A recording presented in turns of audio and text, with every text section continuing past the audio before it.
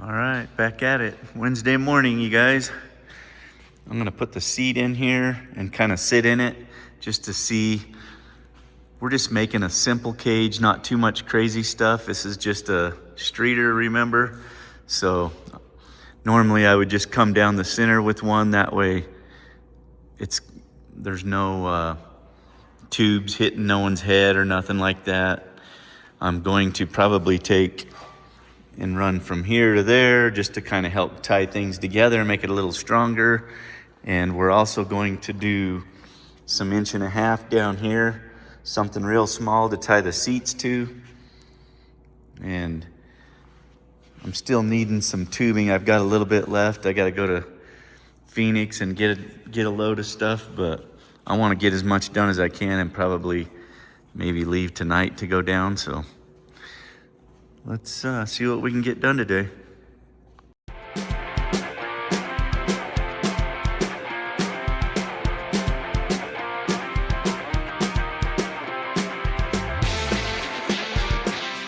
I'm going to put one of these front seats together real quick just so I have a mock-up of what we got going on.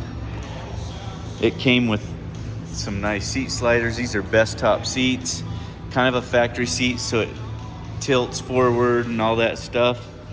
But you can see how I got this going on here. Actually, I got this on backwards already, so we'll see what we can do to flip that around. Let's go like this and we'll get that all ready.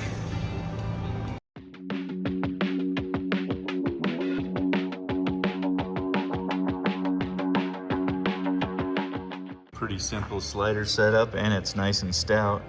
It's got studs on it already, so all I got to do is get some framework in there and figure out where I want it, and just probably run angle from front to back between the two tubes, and she'll just set right in. So I can't remember who it was, but one of the guys on YouTube said, hey, you shouldn't put that there because it's kind of too close to the seat, which he is right. And I knew that. I knew these set way back here, but it just doesn't look right. This doesn't bother me being beside me, but that one there is not good because for a tall person, it's right above your head. So this is the factory seat, and I've actually got it where the other seat, I'm sliding it all the way back to the wheel well. I just wanted to see what this one felt like. It's awful close for your feet room and stuff like that. So what I'm thinking is I'm probably gonna come out of here and come to this point here, and then move this tube back somehow. I don't know if I'm gonna put a bend in it and move it back, or another thought was come from here and go to the back corner. I wanna clear the heads of the passengers too. He's only gonna have kids back there. There's not enough room for a big adult really, in my eyes, but so I'm thinking maybe go ahead and just come like this and then do some funky octagon looking stuff that triangulates everything and makes it strong again. So that's my dilemma this morning. To make these look somewhat decent, I mean, if that's the case, we should have just put a stock roll bar in it to move it back that far, but I think we can make this work. This is why we only spot things. So I'm gonna treat it like it was mine. And what I'm gonna do is I'm gonna go ahead and come off of my pad that I have here. And I'm gonna angle this with the seat because that will be very good room. And then, so we'll bust this out.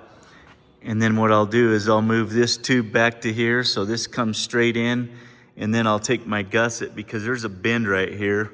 I was going to come into where my junction is welded, which it's not necessary, but I usually like to do that. So what I'm gonna do is I'm gonna go ahead and bring this curved piece, sort of kind of have this curved theme going on. I got this is gonna come up, then I'll curve a gusset into this. That will put this tube where it's not above my head. It's gonna be above the seat rest. Your head is actually more right in here. So I think that's what I'm gonna do. And then we're just gonna come with the center spreader like we had planned on doing. And then from the center spreader, we're gonna go at an angle, I think. Well, we might just come centered.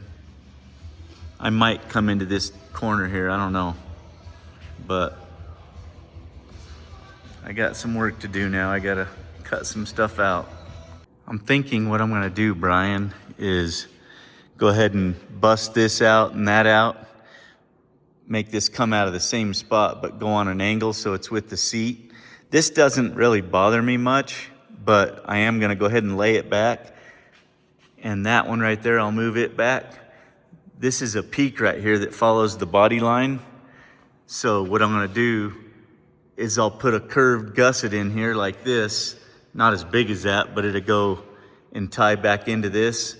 And I think that'll give it a pretty good look still, and then it will be out of our way. Let me know what you think. That's what I would probably do if it was mine. And then we're probably gonna do just a centered tube. Otherwise, what I would do is leave that, but I don't know about that, and come from here to here, something different like that. But I think our best bet's probably go this angle right here. Let me know what you think. I got the seats back out of there. I'm gonna cut this stuff out and see if I can't get it knocked out.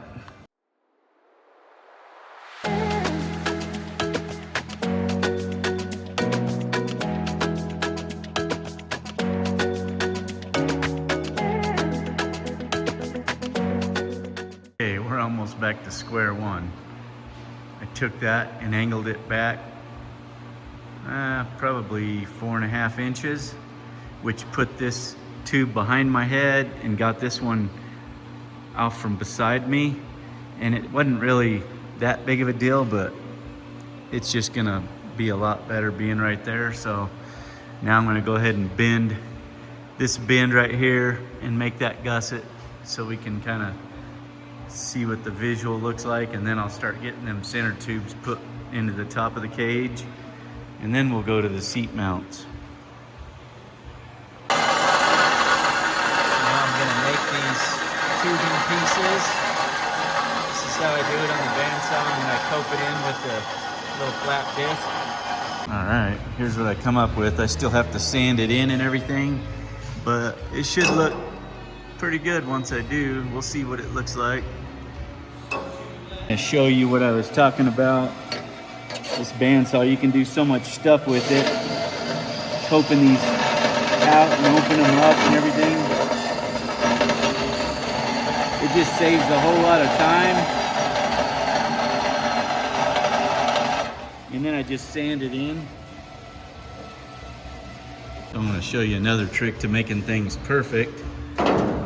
What I've done is I took one of these and I traced around it, and then I just made the next one fit perfect.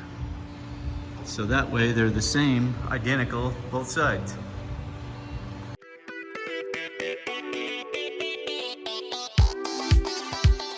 All right, we're back to normal again. Let me know what you think about this. I liked it better straight up and down just because it was different, but angled back looks good too, and it's out of the way. So it's functional now. And let's get some seat tubes going in this bad boy after I eat lunch. I done wasted half the day fixing my mess. So for spring break, Kennedy and I are spending a couple days in the valley, and we made our first stop, the Butterfly Wonderland. We've never been here. And it is amazing. It's beautiful. It's like we just walked into a rainforest. We're gonna get one to land on Kennedy here in a little bit. There is one on me. Didn't even know it. Kennedy has a butterfly that just landed on her. We were busy watching the pretty blue ones. Can you tell on your paper what that is?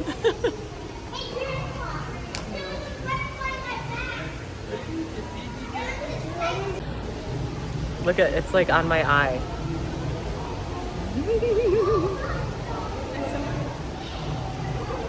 It likes your face, I guess.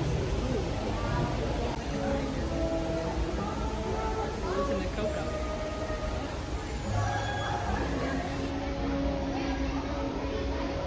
Well, this is really neat. I'm glad we came. Yeah, this spot right here is Beautiful. like a good spot. Yeah. We should be sitting here.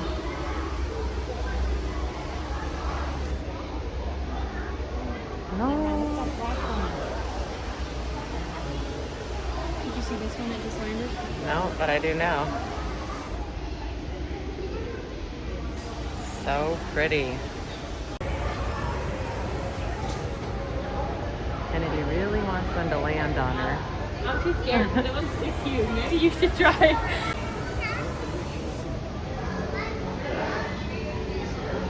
It's crazy. Some of them are really friendly seeming, like they'll land on you, and Oh, I'm so sorry, but it's not. then others are not.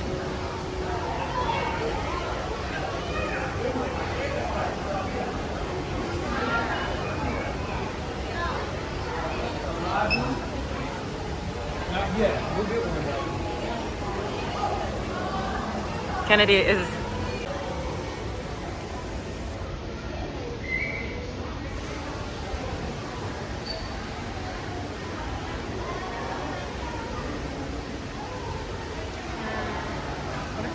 Look, its wings are broken. probably from people grabbing them. Oh. You have to like just set it there and like barely Yep. click on. Yeah.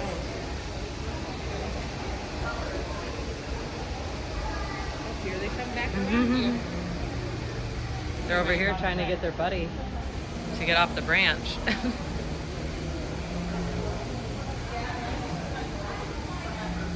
They're there on the window.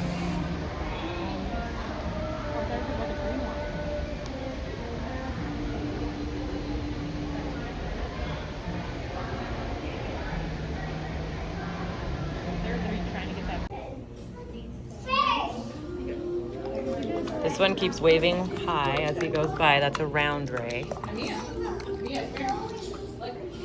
And there's a horned shark in there. Where'd the shark go? Oh, there it is. No, but that big one. That's a shark.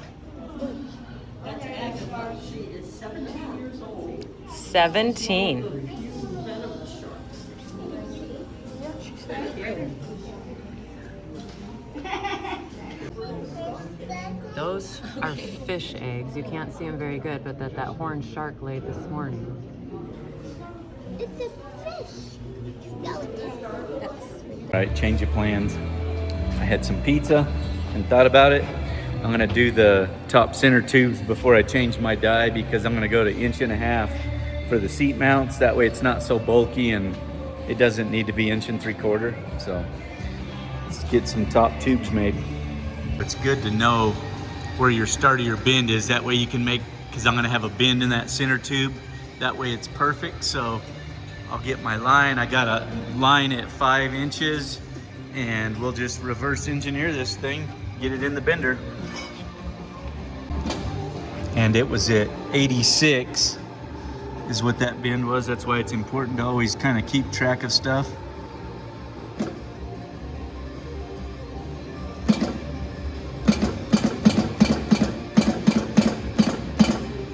Got all my marks, and then I just took a tube and drew the radius on there, and I'll just cut that in the bandsaw. You can kind of see what I'm talking about. And then I went back here and marked it, and I'll cut a 1/2 inch long and cope this, and it should fit perfect.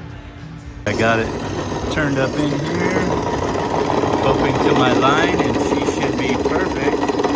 Dress it up. Okay, this is why we have center marks on here. You can see how nice it's going to slide in.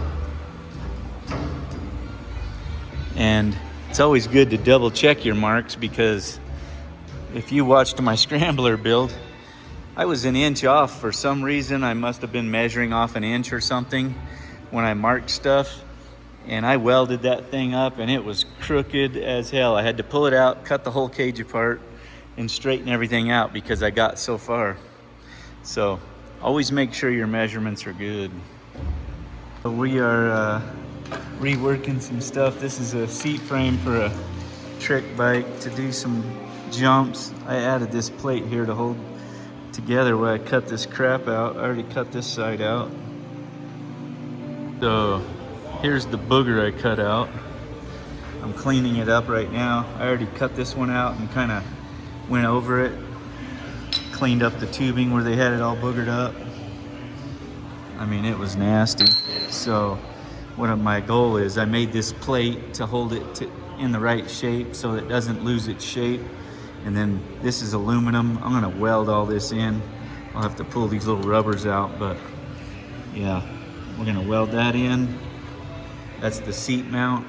So he wants to be able to grab it right here with his hand when he's in the air. It's a trick, like one of them where you do flips and stuff like that on a dirt bike. Cleaning all of this up. So it's looking a lot better. We made all this structure, open that up for the fender. And now I gotta put a tab on here. One of the tabs was broke off for his fender, so I made a new one. So this is what we were doing, making that where he can use that for a handle right here. So he's cut the plastic out. Pretty sweet. Oh yeah, dude. It's gonna be badass, man. Right on. So now he's just gotta cut this side. Shave the seat down. All right, we got the freestyle bike all rigged up for Ben, and I got these two straight tubes in here. I was gonna do an angled one in the back, but it just didn't work out with head clearance, so we did straight ones. Now I'm gonna go ahead and get down here and I'm gonna bend some 1.5 inches to go from here to here, and then we'll go from there to there. Get these seat bracket stuff in here. All right, so I got this, and I'm gonna cope it on here.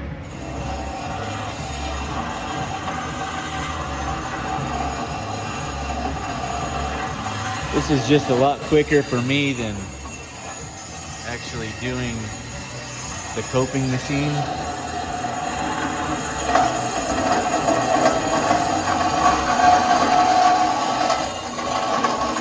Looks like I need a blade on here. I've wore this thing out.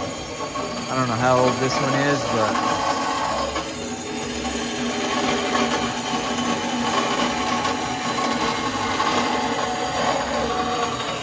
definitely gonna need a blade.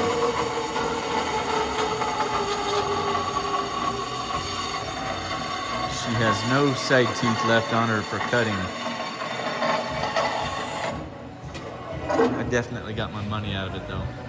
Okay, I put a new blade on, and a lot of you guys that have these bandsaws and stuff, you know, some people are saying, oh, what blade do you have? You know, it's my blade's messed up or whatever.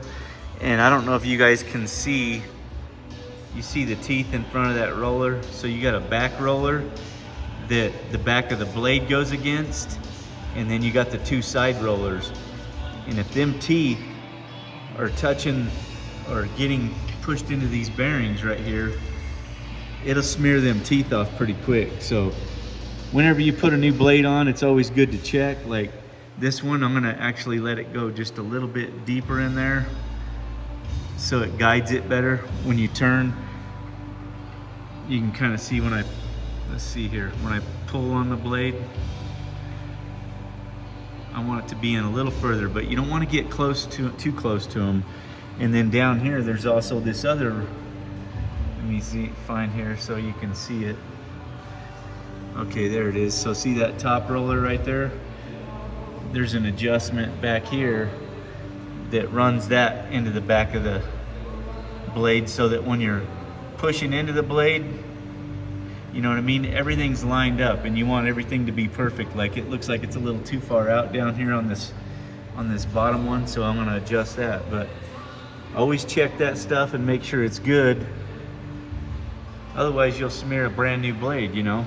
So mine, I don't know how long that thing's been on here. It's probably been a while, but we're going to go ahead and change it. Or we already did change it, but I'm just going to adjust this a little bit better. So loosened up this Allen wrench. You can see this moves, and what you want is you want the blade kind of loosen this and then run the blade to where it finds itself centered on the wheel. And then while it's relaxed, then you just kind of adjust this where it's perfect. So you set the top one first, and I need to set this right here because I want it to come back into my rollers just a little bit more. So this one here is this bearing up here that's on the back side of the blade, and then there's one down here, same thing. So adjust your top one, make sure they're both off of the dill when you turn it.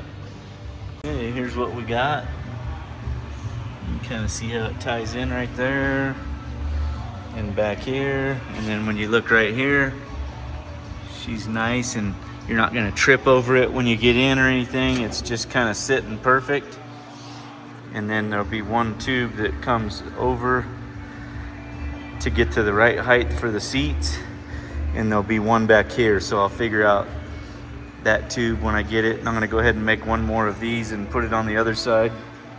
Always easy in making the next one.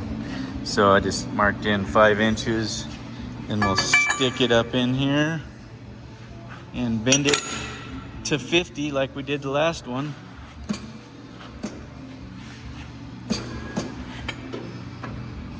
Almost messed up. 50, here we come.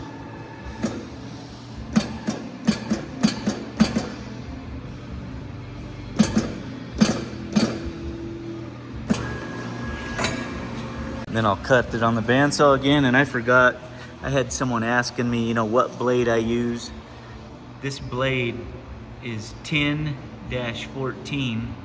That's the tooth count, so it goes 10 teeth and then it'll go 14 teeth.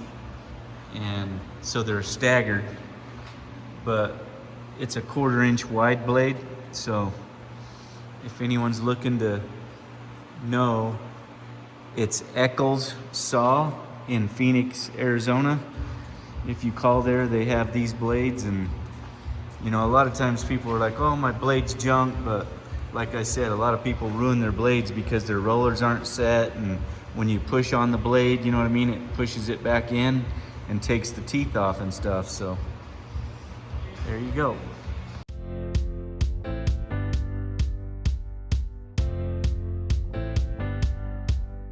So you know, flap discs work good for coping and stuff like that, or finishing. You don't ever want to try and sand a weld flat with a flap disc though. If you're looking to get something flat, you first hit it with like that big disc that I have that covers some surface, the big flat one. Anyways, flap discs are for finishing, not for making things flat. Well, I got the seat tubes done. I didn't spot them in yet. I need to make the cross member there and then the cross member here.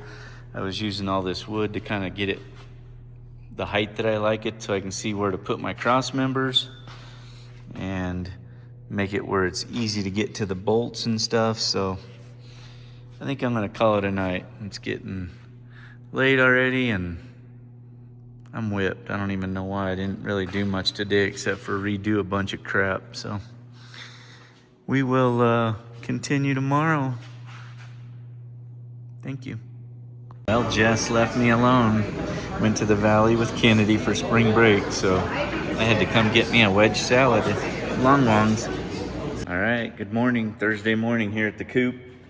And we're gonna get these seat mounts in here today, and hopefully I can get this stuff done early and go to the valley. I gotta pick up some steel, and Jess is down there for spring break with their daughters, and maybe I'll visit them. All right. Let's get this tube slotted up in here.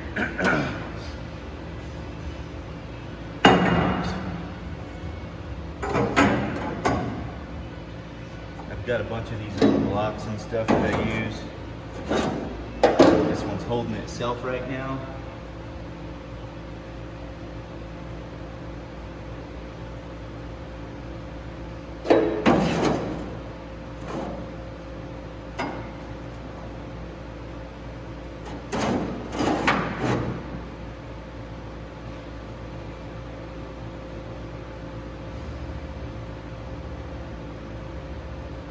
I think that looks pretty good.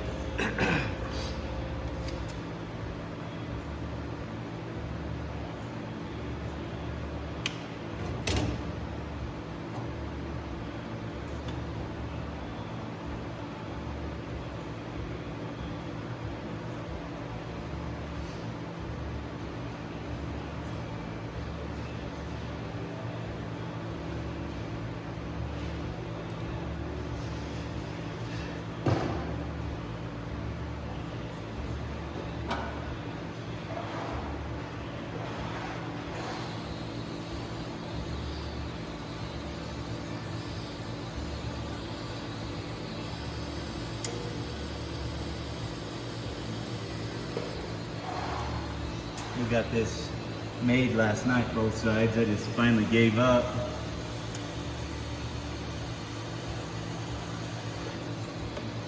I was wore out. Get this other side in now.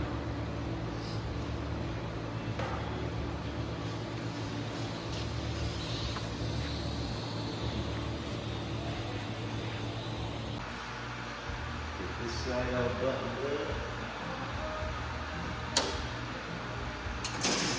I don't know about you guys, but it's almost Friday. I'm over it. Not that that matters around here. I feel like every day's at work. No fun at all. Let's see what we got here. Pretty close.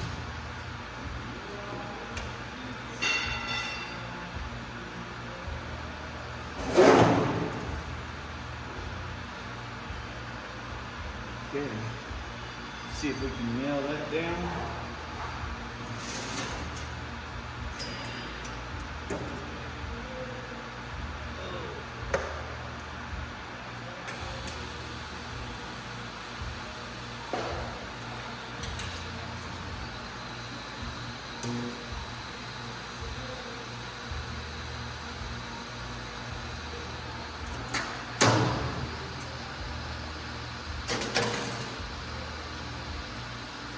And then next, we're gonna take a measurement between here. I know what I want it to be, and I gotta, let's see, 53 7/8. And I stuck the seat in here yesterday to try and figure out where I want it, and then I want to keep the tube where I can still get to the bolts on the plates, just so it's not a real biatch to put them in. So we'll cut a tube real quick and get it coked and see how it fits. Mark this out. 55, that'll give me a 1/2 inch on each side over to coat.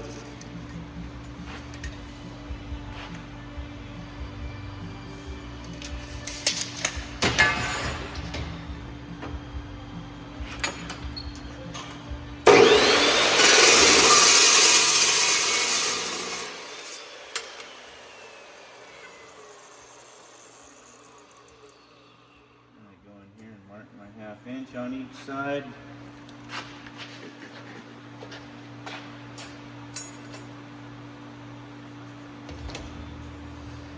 Then we'll cope right up to that and hopefully she'll fit.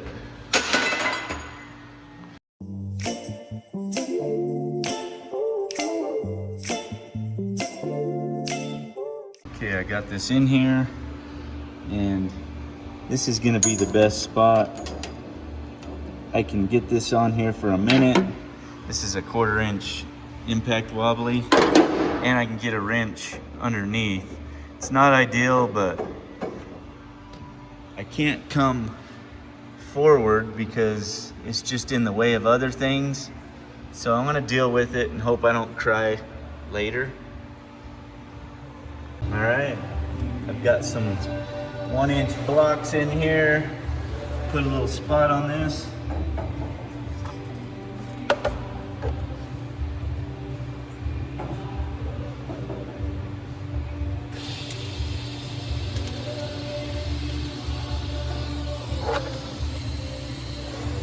Get 1 on each side, or 2 on each side.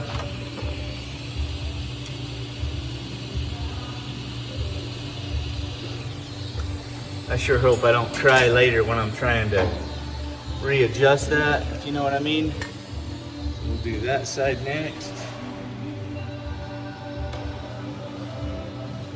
Get this all done, and then the next one, it's gonna come up to this, actually it'll be a little bit taller than this. And what I'm doing is trying to get where I can just put angle iron, 1.5 inch angle iron between here, and I'll punch it and make it where the seat will just set right on there, and then you just put nuts on it because it has studs already, so it should be pretty sweet setup. Easy to work on, lots of room under the seats.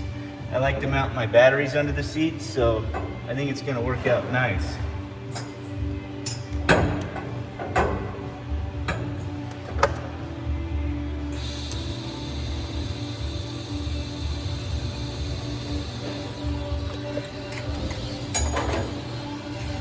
All that looks good.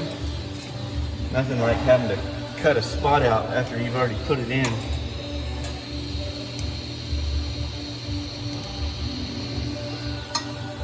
Okay.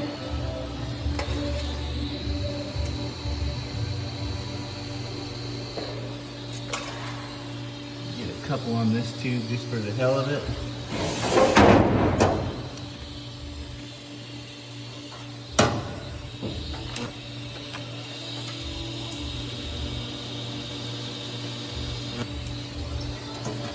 I feel like you need to be a contortionist working on this. Oh, look at that nice little handy hole right there. It's been nice having these little deals out for building. It works pretty good.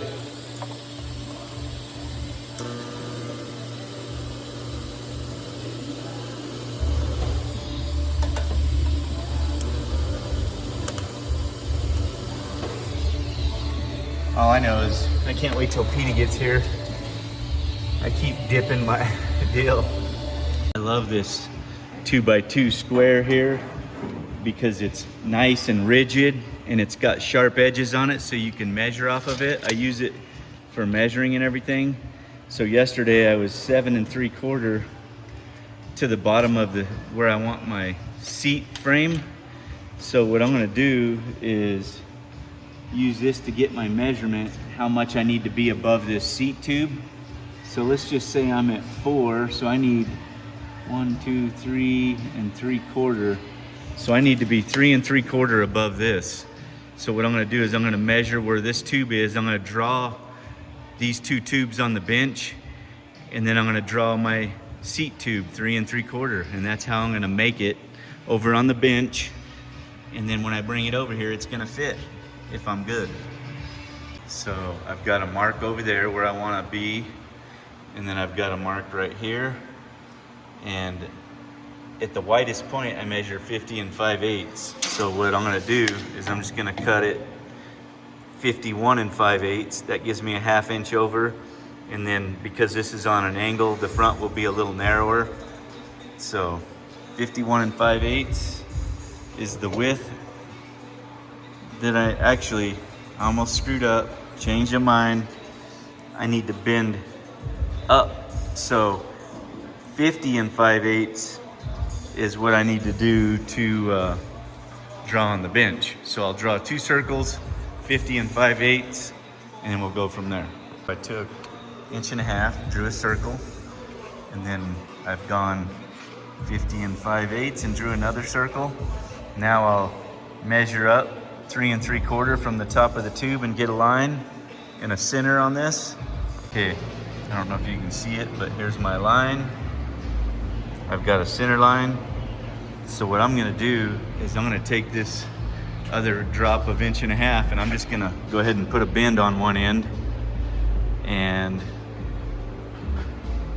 start it up. I'll show you how. Okay, I started by taking my 5 inches, put my line, so I'll put that in the bender now. And once I get that in there, this is no set angle, so we're just gonna kind of come up with a good look here, and then I'll match the other side. So I'm almost thinking that's probably pretty good. Let's go a little bit more.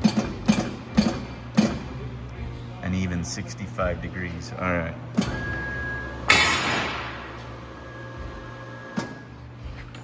And then we'll just take this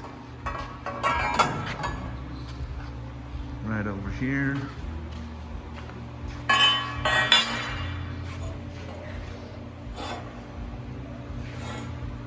And you see, so I line this up with the top of that line, and then I'm covering my circle there perfectly.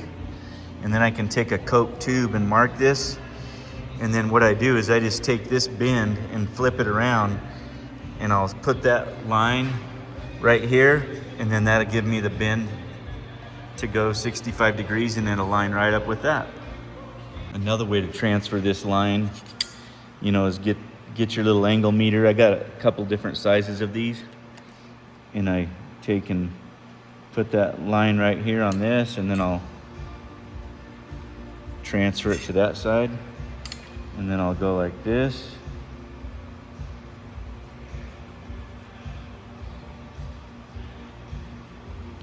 And I'm just reverse checking it, make sure it looks good on both sides. Yep. So now I just draw this circle or this line all the way around, and these are good reference points, you know, for when you go to mount your seats and stuff. You have a line to measure off of, or to find center on and whatnot. So I'm a line freak. I like putting lines on everything, that way I can measure. And then now I'm just going to take this and flip it. And naturally, my vise is in the way, so let me pop this thing off. This is why it's always good to make a vise where it comes off, so you can do stuff like this. So now, let's get this back over here.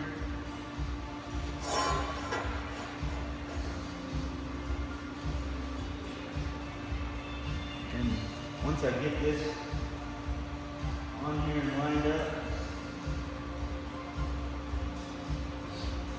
it's gonna work out awesome.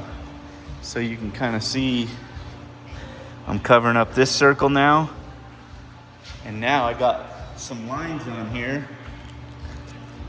So that's gonna be the start of my bend.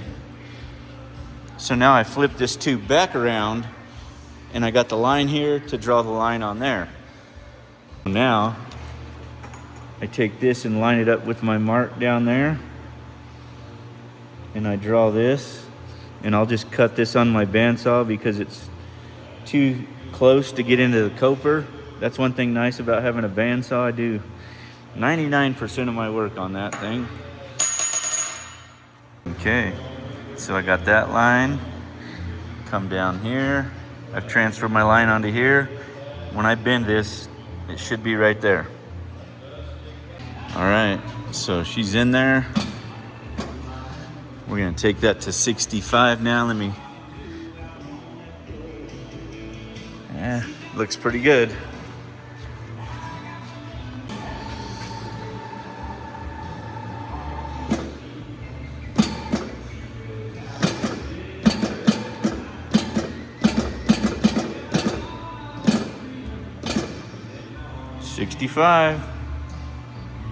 So because my tube is on an angle. This is not gonna be a straight cut. So I'm gonna cut a little shy off the line. That way I can sand it in, sand the angle in and whatnot. So that's what we're gonna do.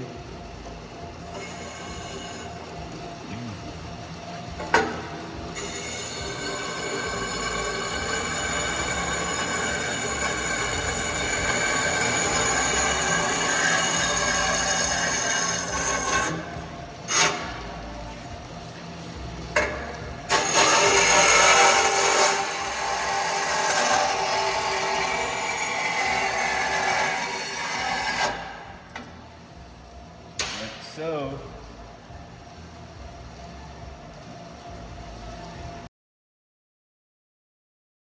okay, so you can kind of see what I got going on here. This was my line. I used the flap disc. I trimmed it in slowly because of this angle right here, and it looks good. My heights are perfect and everything, so I'm pretty excited. Now I just gotta cut some angle iron to go across there and get a seat in it and see what I think. See if it's gonna work out for me. All we got left is get this one spotted in, and then we'll be all good to go. Some angle iron.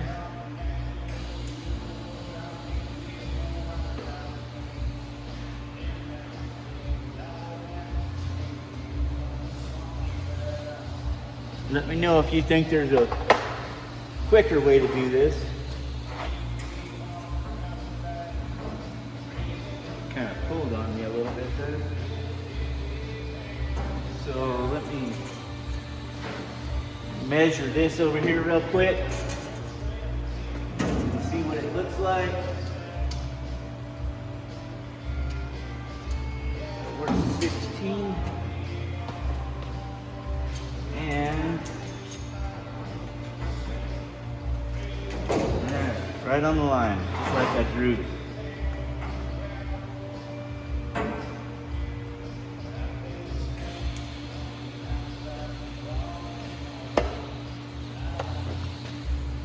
All right. You're gonna think I'm a real redneck now. See this rusty angle iron? That's what I use for my seats.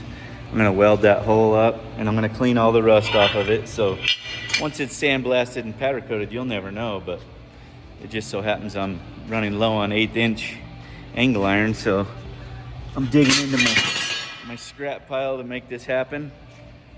No one to know but me and you.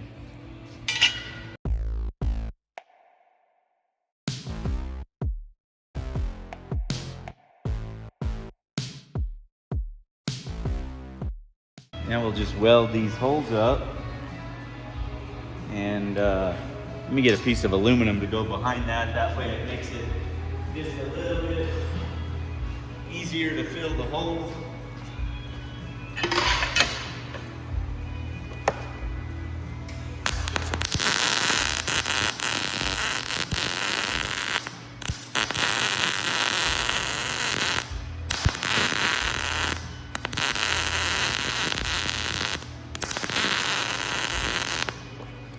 Like I said, no one's gonna know about this but me and you, so keep your mouth shut.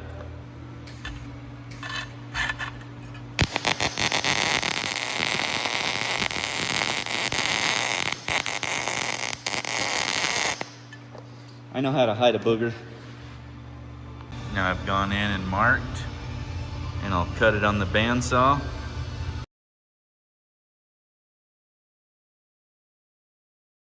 Something like that. Nice tight fit. And then what I'm gonna do is figure out where I want the slider, so it's kind of in between here. I just need to make sure it slides good back evenly and forward. Kind of got it up here just to kind of double check some stuff. What I think I'm gonna do is go ahead and pull these off and punch where this is centered on this, between this area, and then bolt them to the seat and get it where I want it, and then spot it. All right, I laid these out. I'm gonna punch them and see if they fit, if my measurements are any good.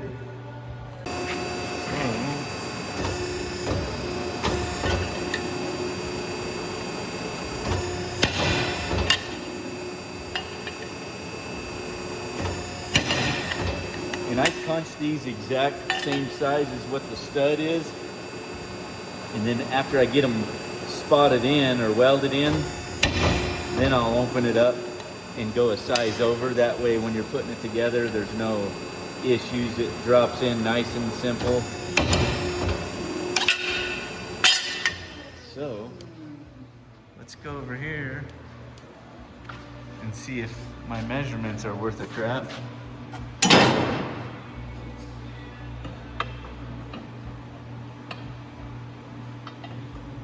Oh, not even close. I missed totally. That's what happens when I measure off of 1 inch, damn it. She's gonna have a select amount of holes in this. All right, I should be fired. I totally messed up. Look, I punched my hole on the side for the tube. So now I got 4 holes to weld up and sand off. I could just murder myself. The only thing good about messing up all the time is you become a professional at fixing it. I'm pretty fast. All right, this time before I get crazy and punch them, I'm gonna look at it. It looks pretty close. I actually need to move one in, or both of them in, about a 1/16, so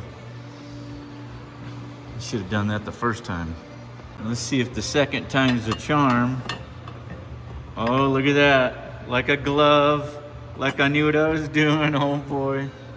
Okay, I got these in here. I'm gonna tilt this down into it and see if I can get some nuts on it and situate it where I would like it. Okay. Let's get this on here.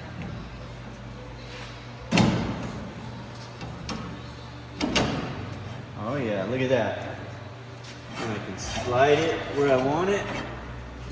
I'll put some nuts on it. This is the quick, easy way for me to mount them. If anyone has any better ideas for me, I'm all ears, because I love to make things easier. I don't know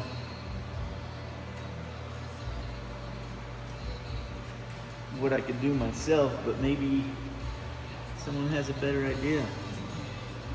So I'm just gonna put 2 in for now, and then I'll sit in it. Oh yeah.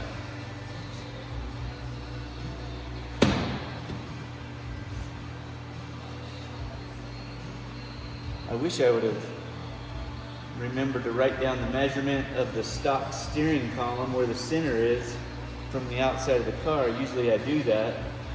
That way I got an idea if I'm close to what the stock one is. I mean, I can put it wherever I want, but I used to kind of that gives you an idea if it's perfect or not, but I don't want to get too close where my elbow's hitting this stuff.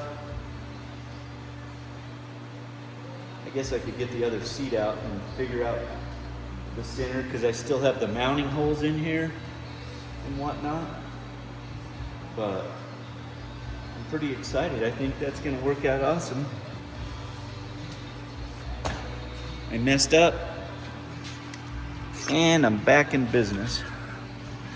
And you can see how nice and tight this is. And one of the things I love, this is why I like doing this, when you have all the bracketry that goes down to the floor, the floor is not a good mount, because it'd be rigid when I'm all done, but this gives you room. You can put batteries under the seat or anything. You got more room for storage, and when you go to clean it, it's easy to get in here and clean and do things and all that good stuff. So coming together, I'm pretty excited, man. What do you guys think? So we stumbled upon a lavender farm. We're gonna check it out. Unfortunately, I missed the front gate, which was really pretty back there. Kennedy said we should go back out and in, but I don't think we're gonna do that. Who knows?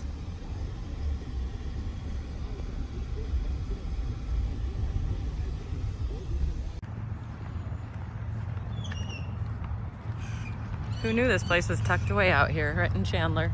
Very pretty. And I guess you can take a tour of the inside of the mansion. I don't know anything about this. We just saw it on a map and thought we'd come.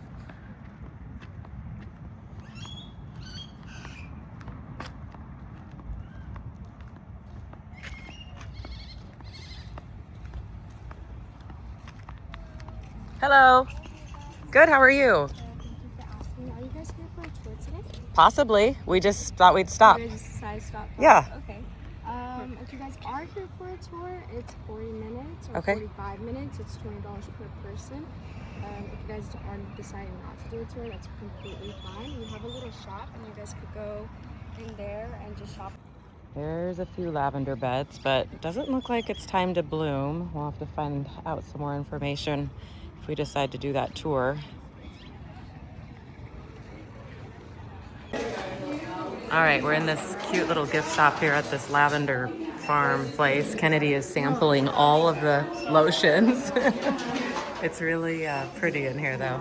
So far I found myself a candle, lavender honey.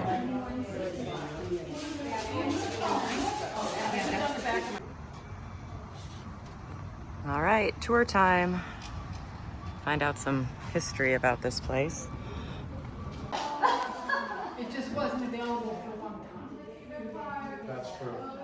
Here's what we're gonna do. We're gonna walk around this house. I'm gonna tell you guys a story. When I get done talking, you guys are gonna leave. Okay. You ready?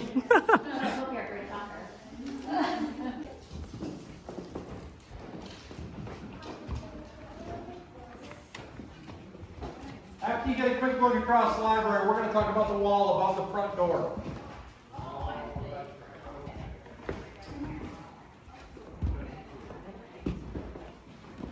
You'll see 4 stained glass windows up there. For the first of night, the second bridge, third princess, the fourth the castle. Bill stood right here and told us the story. He was the knight out exploring the countryside, and Billy was the princess out for her afternoon ride. And they were destined to meet at this bridge and fall in love. The balconies were purposely offset. Those are their Romeo and Juliet balconies. I am going to tell you a story about the ledge underneath those windows a little later in the tour. But for now, we're going to... I'll wait till you see the next one.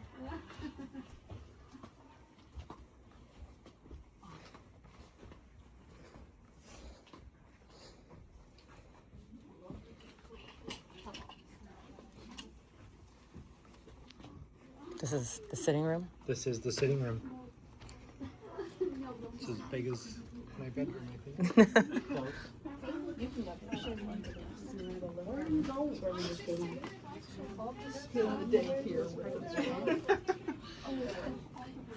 Close. He would have never achieved a house like this without his wife. So women hold the roof up. And Billy was a big fan of mermaids. She designed all the corbels. You'll find all of them in the house are mermaid themed. On your way out here to the master bedroom, keep in mind the padding on the walls in that room used to be pink.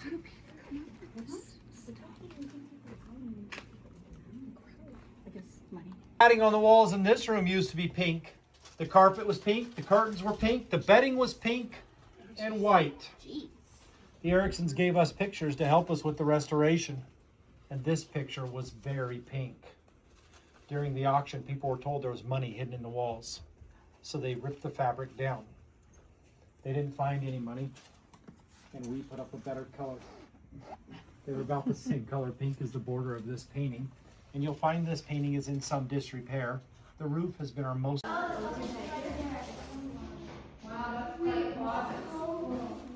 Pretty stained. Did see the pretty stained glass though?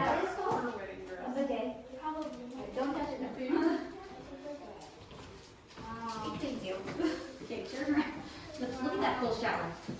Oh, I know. If you could, and you take a shower now. I don't see a shower. Easy.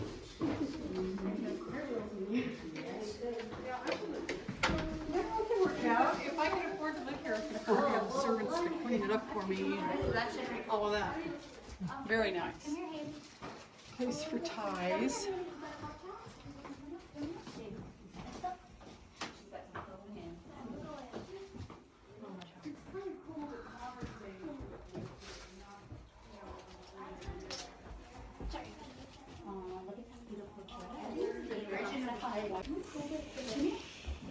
This is the sound room. Music room. See the speakers? There's the pool. Hard to see. Yep, definitely. Lounge room. No, here, fill the wall. Oh, sorry. Look at this chair.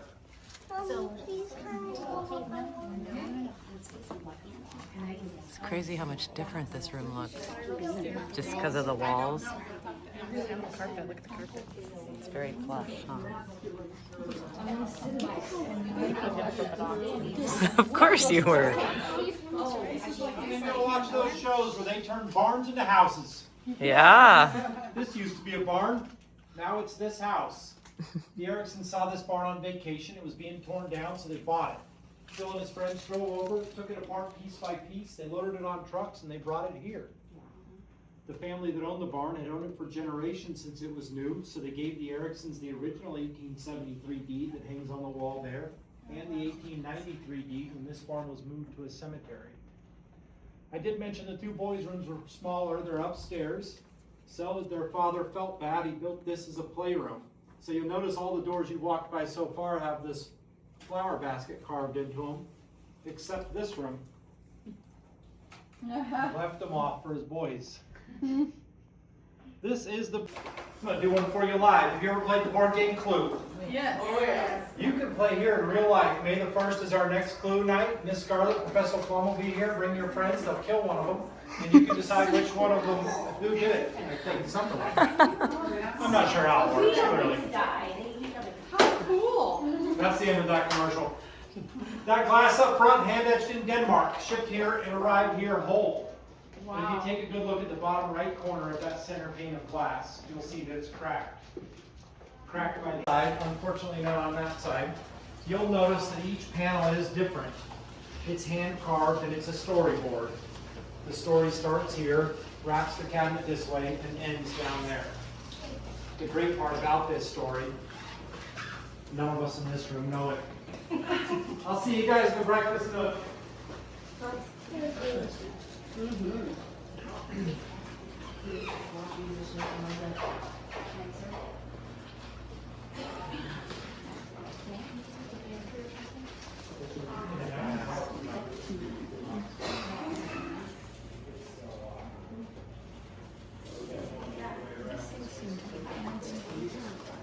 What's that?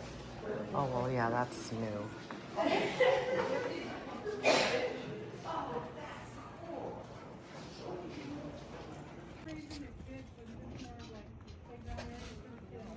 No, this pool is always here. This is, well, the pool is built 1 year after the house. So if you look over the fence to your left, you'll see the rooftop of the guest house of the Wolfswinkel mansion. The main house is through the trees here. The Wolfswinkels and the Ericksons had a dream. They were going to build a mansion road down Kyrene to rival the engineer truss. So he was selling trusses to every framing contractor in Arizona, California, and Nevada. So he started building this house when he was in his mid-30s.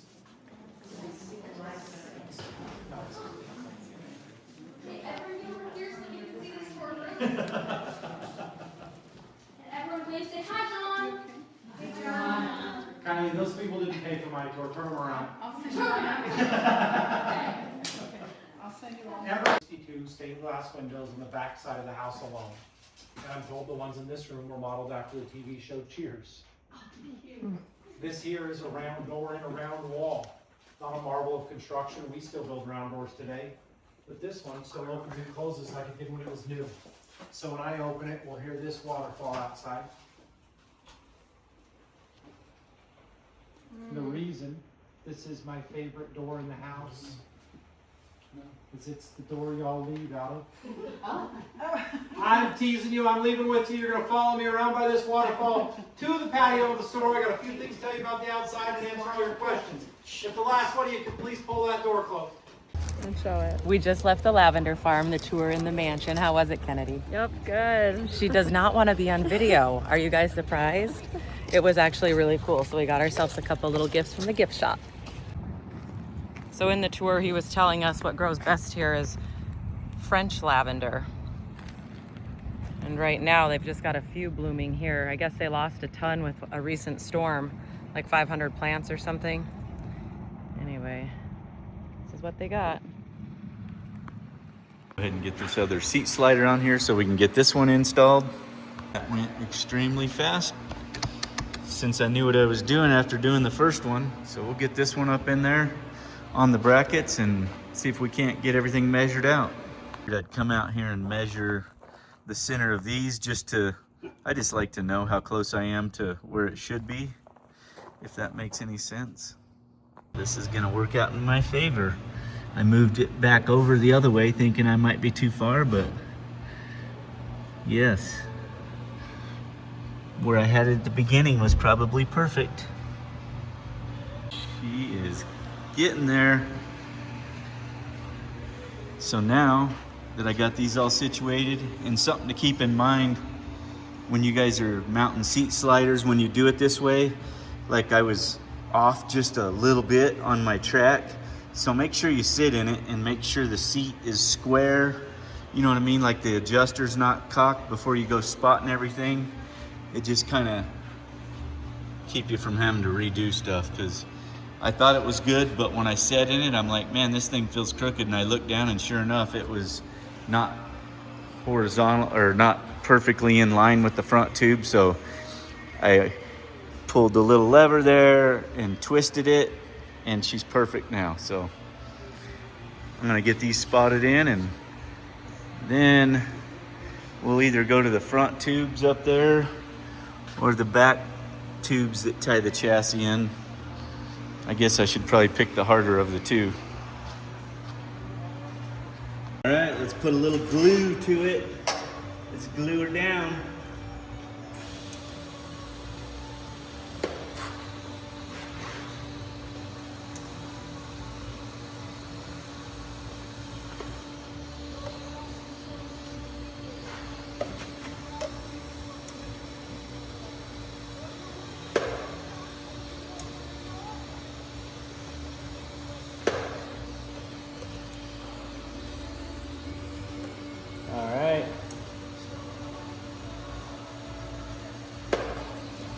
Put a couple of spots everywhere. Pretty sweet, all spotted in. I kind of wish I had the tunnel built already, because it's gonna make it a little bit more difficult to do it, but I'll get it done. I could probably get it mocked back up there without the without the top structure in it. We'll have to see how flexy it is and whatnot when I get the motor mounted and stuff. Or maybe I go ahead and do the tunnel before I actually mount the motor. So I'm pretty excited. These laid out pretty nice. All right, let's get to the hard stuff now, figuring this out. Okay, so I think what I'm gonna do, kind of a funky deal. I don't want to cut this piece out. It's just kind of part of it. So I'm gonna make a bracket that goes over this, and then I'm gonna make a piece of 2x3 that comes down to the frame, and I'm just gonna weld it to the frame, weld it to my bracket, and then this will lift off. So let me see if I can make that piece without too much trouble. Okay, for starters, I was gonna use 2x3, but now I'm going to 2x2 because there's just not enough room on the frame. So I made this template, and then what I've done is and this is just like masonite because it's nice and rigid. And then I've taken 2x2 and drew the angles on it when it's centered up. So this should give me a good simple way to make my pattern. I'm gonna go ahead and cut this out, and then I'll notch it in on that piece and see what it looks like. Okay, so you can see my angles are gonna be good. Now I just gotta notch it around that piece right there and hope it works out. All right, change of plans. I'm gonna go ahead and make that plate because there's no reason to notch this twice. Once it's round right now, and when I do it, it's gonna be a break, so it's gonna be more square. So we might even just break it down where it's flat and back up and weld it to it. I don't know. Let's see what it looks like. So let me show you what I'm gonna do here. Hopefully it works out. This is the same pretty much little bracket. So I'm gonna make just a pattern of it. Cut it out. That way I know what that is. And then I'll have a profile to break my piece to.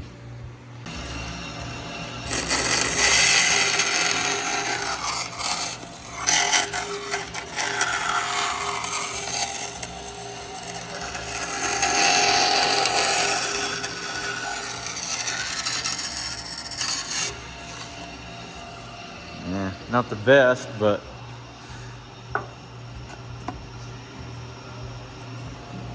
yep, needs more.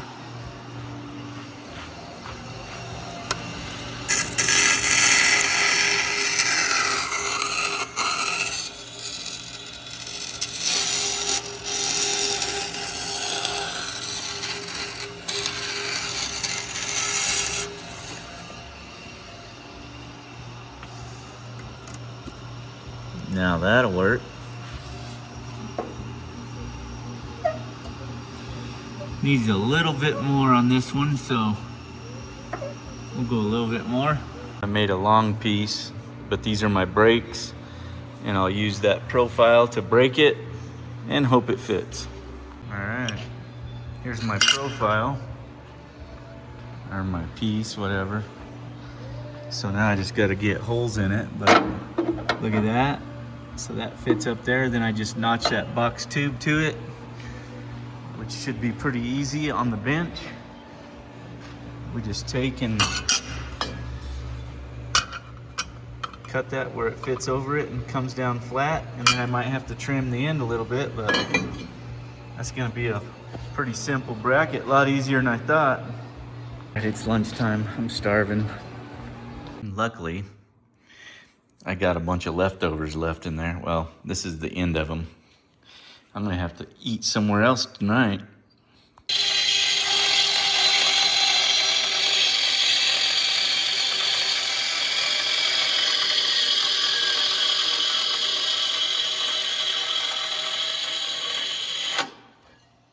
I'm thinking something like that, and then we weld that on there if it fits. Okay, we got that up in there. I got the other side made. I copied them, so now I just got to get them spotted in. Damn it, I hate when I do that. I was holding something and that brand new flat disc jumped and bit me. Took a chunk. All right, we got the seat tubes done. We got the seat mounted. And now we got the rear cage mounts in.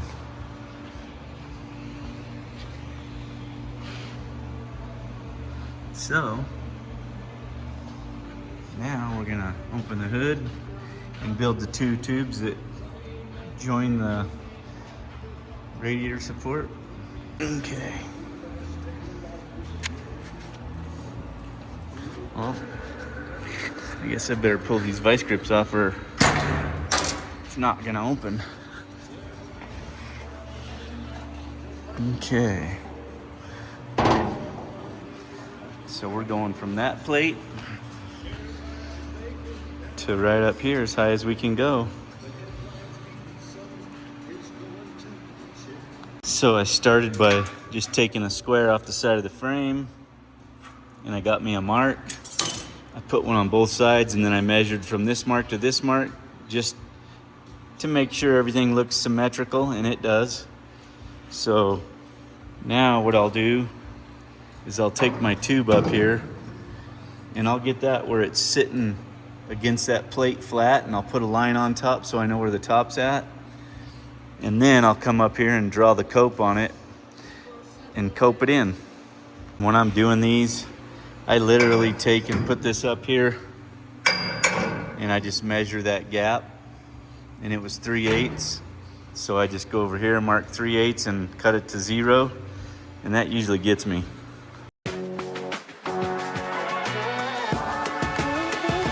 Then you can can see where I put my line on it and the center of it, and I just let it rest there. And you can see I don't wait. And once I get that up here, then I draw my angle on it, and I put what I think's the center of that hoop. And I have my line here and my line here, and I'll just draw a cope on it, and I'll bandsaw it and then sand it in. It's fast. So then I take my cope tube,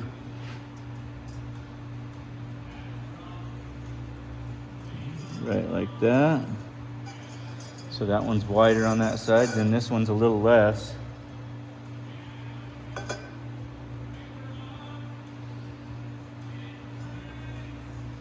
And I go like that. And I'll start shy just to, and I made this line a little bit long.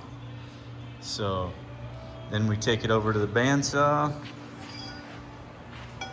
and I'll cope away. So this is down a little bit back here, but this is just my rough cut, but look how close it is. Pretty damn close, huh? And if I'd have cut it on my line, it'd have been closer, but I usually like to sand to my line. So just another way to cope. I know a lot of people use a hole saw and all that stuff, but why waste the time? Get a bandsaw and learn how to do it.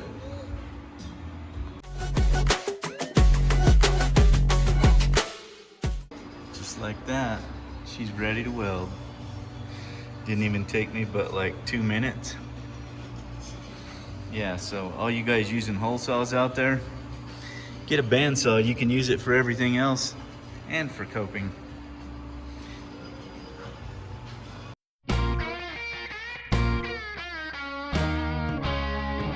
Then the other side, I should be able to cut it exactly the same. I don't have to measure it because I already know the angle. It's 3/8. Just make sure it's straight. Pretty quick. Really have this coping machine, which really all I ever do with it is cut straight copes with it. So I guess if you have a hole saw, you could do your straight copes because it's straight and perfect, but I can usually cut faster than a hole saw, even the straight ones. That thing works pretty good though, that roughing mill. And it'll cut long angles, but anymore I cut all my long angles on that bandsaw right there and flap disc. Looks like I'm about as far as I can go. I ran out of tubing.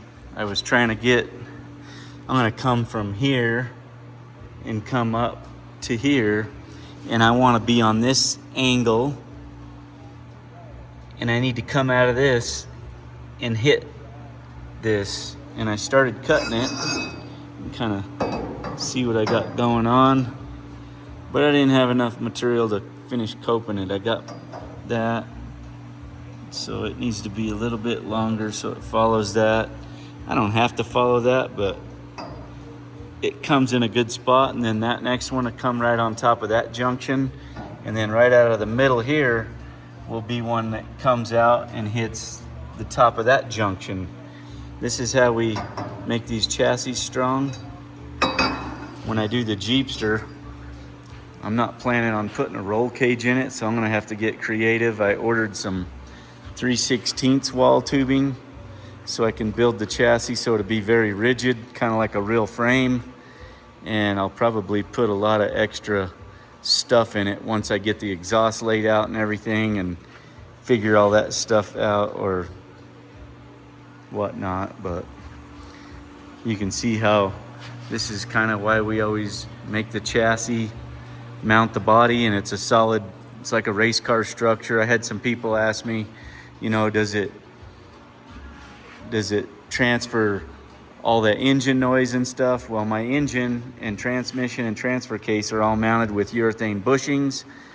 Everything else is, you know, the body to the chassis is solid mounted, and then of course the springs have bushings and stuff, and it doesn't make noise like you think it would. I mean, obviously it would be probably a whole lot more plushy, but it's a Jeep or a Land Cruiser, you know what I mean? So it's not like you're not gonna have that road noise like on new cars and stuff. It's critical because when the doors are shut, the things are insulated, it's quiet. So any little thing transfers noise, but as far as this goes, it doesn't. And we've been doing it since the early 90s, so, and my dad before that. But let me know what you think. I'm gonna clean up my mess and I'll probably either go to town or to Phoenix tonight or early in the morning, I'm not sure. I'll talk to Jess and see if it was a little earlier I could meet her for dinner, but it takes me 3 hours to get there and it's already close to, I don't know, it's probably 4 o'clock I bet, but all right, adios. Well, it might not look like it, but I just spent an hour cleaning up, getting everything ready to go for Saturday because I'm not gonna be here tomorrow, but we're gonna take this thing probably off the table as soon as he gets a bunch welded. And while he's welding, I'll probably be making these tubes in the front here so we can take it apart so they don't move around and stuff. Lots of stuff to do. Our steering stuff came from Hal, so we'll get that out and get that going, whatnot, but looks like we're gonna get some stuff done, so good to go. Let's go dancing in the light. Some good music at dinner here at Annie's every Thursday night. We know where the music's playing. Let's go out and feel the night. Good morning, everyone. It's nice and early, 4:18. We're heading to the valley, go pick up our steel, get back to work.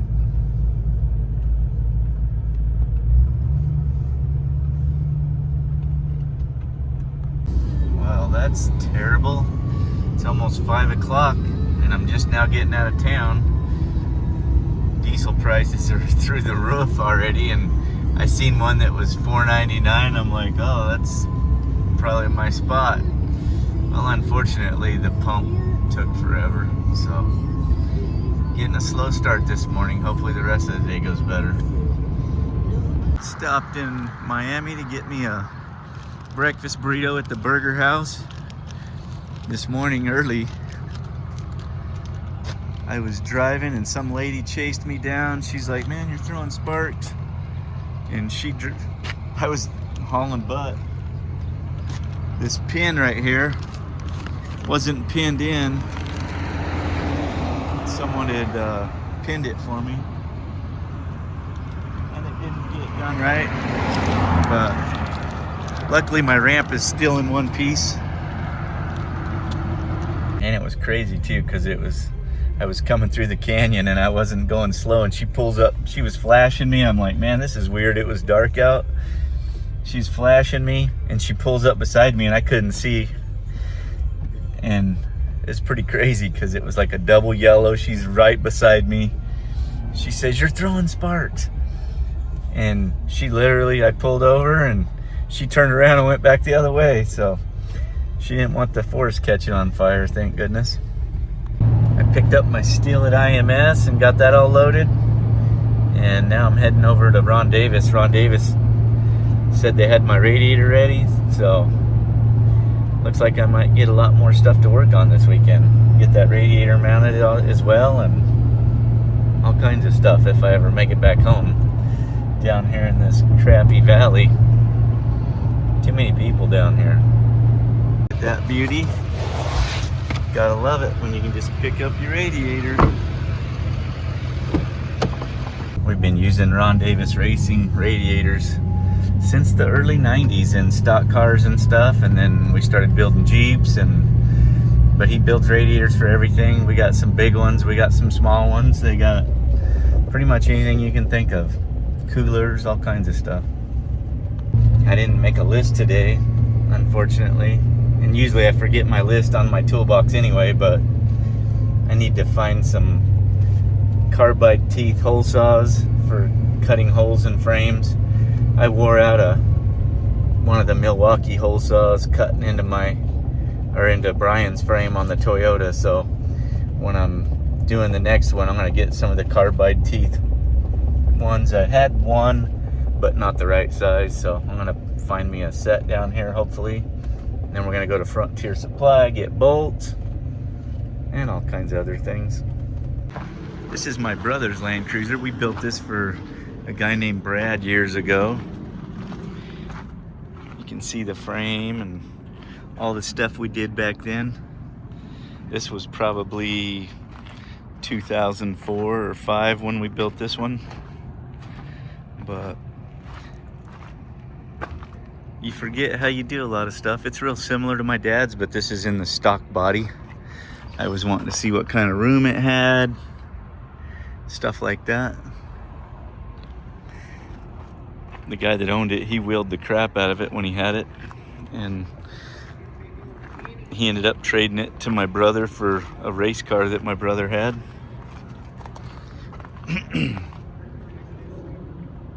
Old school.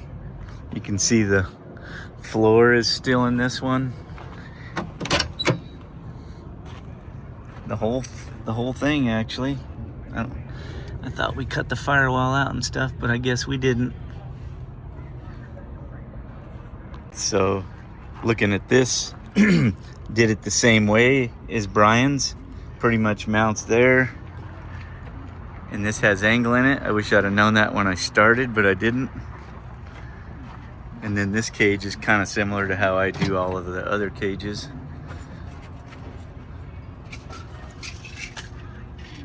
So I did cut the wheel wells out of this one back then, but all the rest of the floor is still in there, but we had to fit the 40s, and then we did all this armor on it, which I didn't even think about doing that stuff. I don't usually not a fan of it, but good way to hide some sin, that's for sure. It's got a 14, I think it's a 14 bolt in it. Big tank.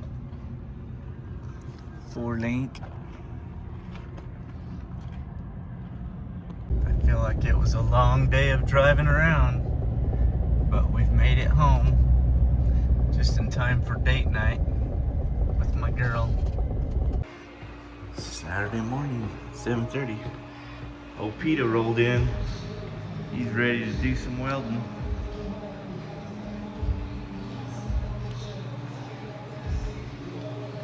Morning, Peter. Morning.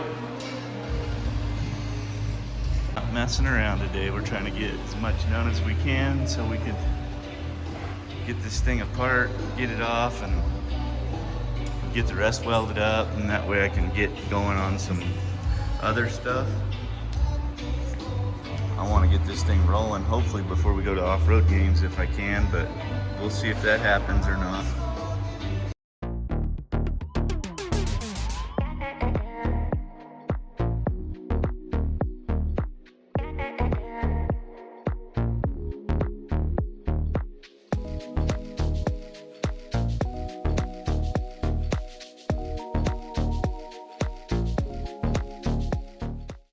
Getting things out of the way so he can get to stuff to weld it.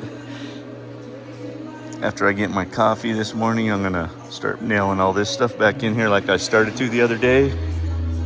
I got some tubing and stuff out there on the trailer. We got back last night and decided to have a few beverages instead of really doing some work.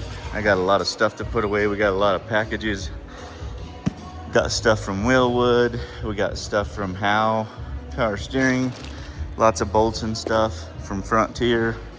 So I got some stuff to put away, get the coupe back in order, and meanwhile, Pete'll be welding away. We like to use this Miller 350. It works pretty sweet. The other morning there was a nice little buck in the yard. This looks like a doe here. Where's your buddy at, huh? Oh well. My mom gave me some oranges off her tree. I'm gonna see if they're any good. They were kind of getting dry. Make Jess some orange juice real quick while Pete is welding. I'm a good husband like that. These don't look as good as John Julius's, but they're pretty good. No one else have to take coffee to their wife in bed and fresh squeeze OJ. Just me. Look at this little queen still in bed. Oh, yes, and now you're shining a bright flashlight at me. Oh, stupid phone. Look at that. Look at that girl. Okay, so that was Fresh great squeeze orange juice. on my way. Yes, he's so sweet. But before he went downstairs to work this morning, he asked if I needed anything, which I didn't. And then about 10 minutes later, I texted him and I said, yeah, I want some coffee, some OJ, and I need you to fix my phone. It fell off the bed with, whoa, hold on, you did that so fast. Sorry, guys. It fell off the bed with the charger attached, and this stupid cheap crap broke off in my phone, but thank you. Is there anything else I can do for you, dear? No. Oh, actually, yes. Since I don't want to get out of bed, could you go over by my vanity and get me a pair of my little gold bat wings? Oh, boy. They're on the bottom of my vanity makeup thingy there. No, the vanity on the wall, babe. On the bottom, there's a little box if you could grab those. All right, guys, happy Saturday. I'm catching up on Virgin River. Yep, those are them. Thank you. All right, I'm going back to work. The Self-care. things you got to do to look good for me. Self-care Saturday. I already wore my red light. And then I'll do my dry brushing. Oh, and boy. then I'll go tan for a little bit. Yeah. I'll be working. Don't worry about me. Yeah. It's a rougher life being the king that takes care of that queen. I'm to work. Adios. You're welcome.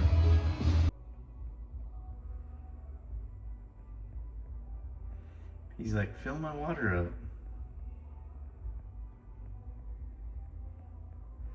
I know I'm not a very good host, am I? I'm gonna have to fill up his water bucket. We try to keep the deer happy around here.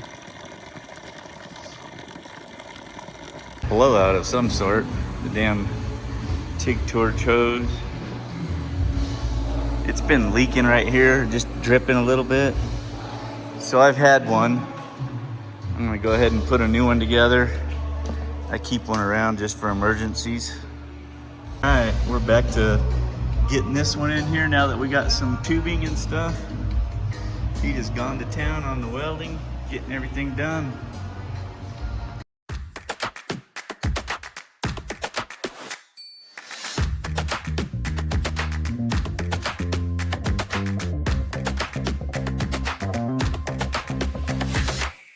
All buttoned up. She's making it look good, and then we got this tube all cut in here. So this one will go here once he gets, I'm gonna leave this off till he gets that welded right there, and then we'll come from there to this one. Okay, I've taken my tube stack and laid out my engine mount. This is a mess up line, but anyways, I'm gonna get this punched and then I'll make a couple of them, one for each side.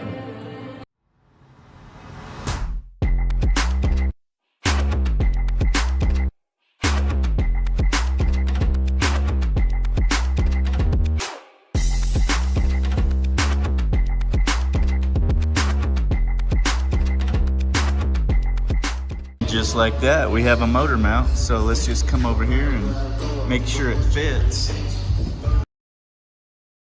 I love it when a plan comes together and the holes fit perfect. Pete is getting everything welded up, about ready to put some more tubes in and stuff. It's looking pretty damn good. He's fast.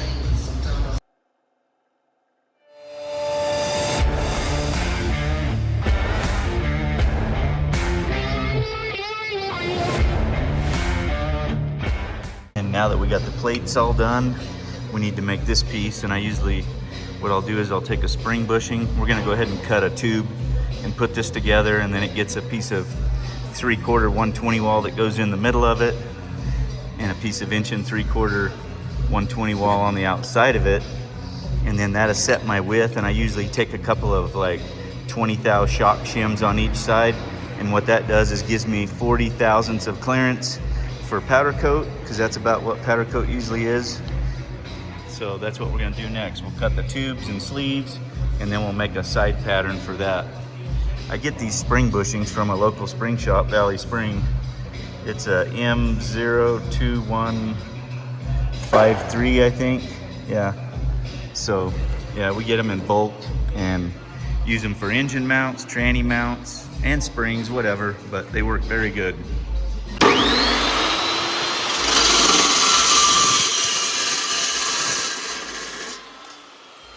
Two outer sleeves, 1 3/4 120, and then the 3/4 120 next. And then we'll just clean them up over here on the old disc sander.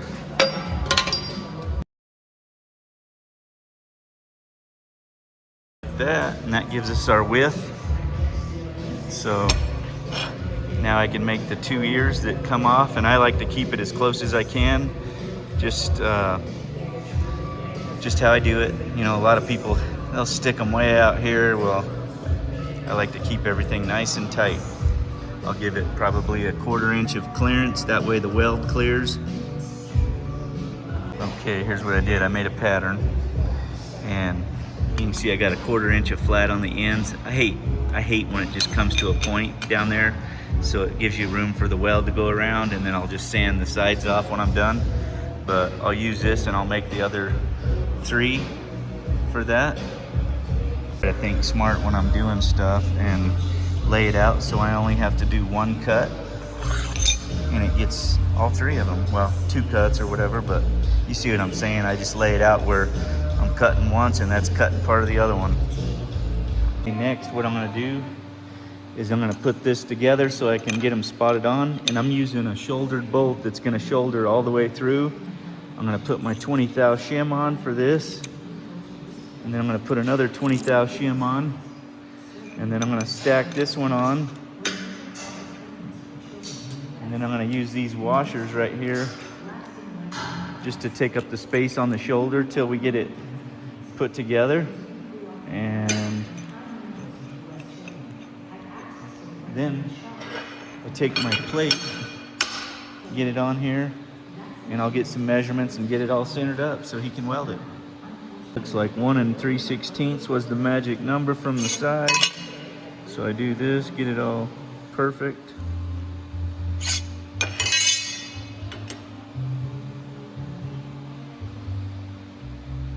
Nat's ass, my friend. Okay, now that we got these ready, now I'm gonna go over here and make this other tube so Petey can continue working on this. I'm gonna get this one right here in. So I'll do a nice straight cope on it in the machine. That way I can hook it onto here, and then I'll figure out the straight cut on the saw.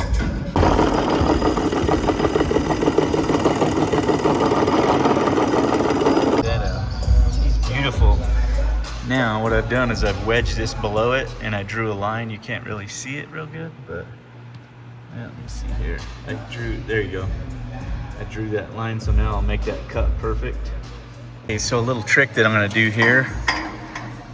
I got my center marks. I'm gonna have Pete come and spot that tube in there, and then we're gonna pull this whole plate out and weld it on the bench. That way it's just easier to weld, and then we'll put it back in. Screw up on something. I put this bolt right down there in. I'm hungry. Oh, the princess has spoken. Let's go. Okay, look at, she's taking us to lunch. I got a good boss. Anyways, I gotta cut that bolt off because I put it in the wrong way. I should have turned it around. I did this one because on the inside it's hard to get to, but we're gonna go eat some lunch. I'm gonna believe this. We're going to lunch, and she says, I brought up the red light thing and joking around, and she says, well, there's a blanket. It's $1,000, a whole blanket. I said, we are not buying a blanket. Listen. And then she's like, well, it's good for arthritis and stuff. So now she's trying to sell me. Therapy, safe treatment that uses low-level light wavelengths to reduce inflammation, stimulate collagen production, and boost cellular energy. It is commonly used to treat anti-aging skin issues, wrinkles, scars, hair loss, acne, chronic pain, that's you, and muscle recovery.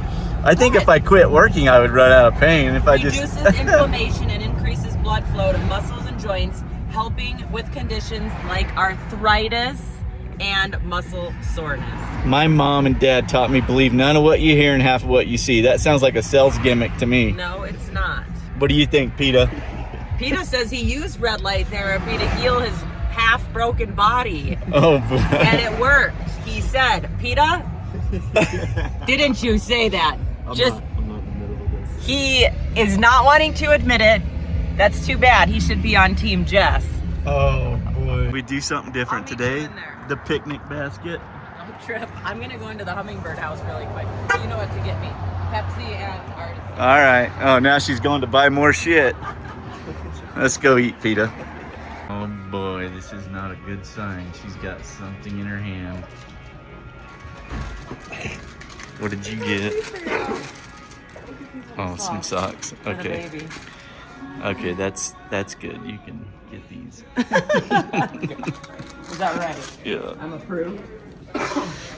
Yeah, I got you a patty melt with extra onions. Perfect, thank you. Now that we've had lunch, maybe later I will take your red light therapy crap and try it. And if it works on me, then I'll let you get your blanket. We all know it's not gonna work. But we all know she's gonna get her blanket. You're spoiled, man. Uh-huh. Okay, back to business. I'm gonna go ahead and cut this bolt out real quick.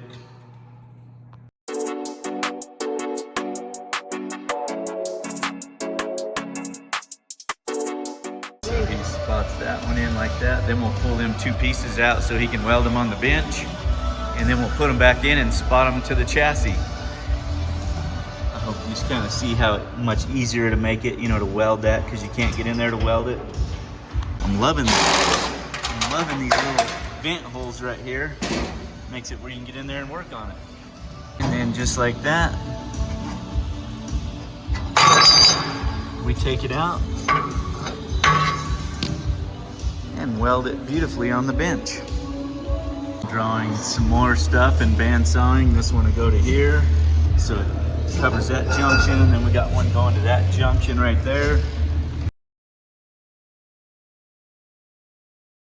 So, our friends are hosting a baby shower at our house today, and look how cute this mimosa bar is. And she's got some party favors here.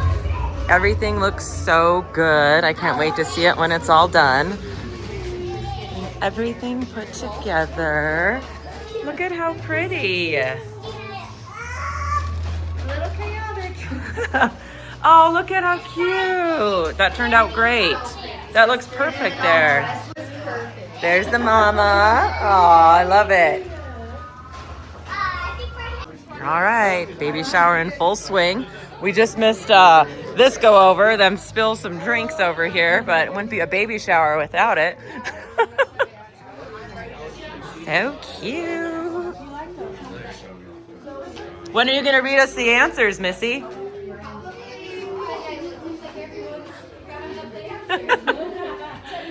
All right, this contest is to see who can chug their bottle the fastest. Wait! What? What's wrong? You don't have a nipple? Is it leaky? Is it a leaky nipple? No, it doesn't do anything. It's got a man-sized a man nipple. It doesn't put juice. Yeah. What's that called? Just switch the nips. All right.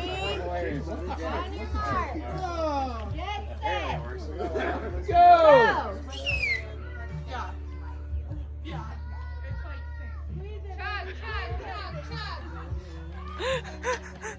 Whoa, whoa. Whoa, Cole.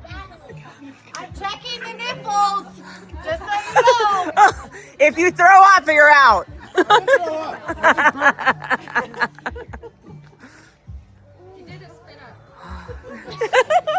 Spit up. Spit up. Oh, What's in Cole's bottle? I know. Vodka. Oh. Okay. The rest have juice. All right, we need to examine his nipple.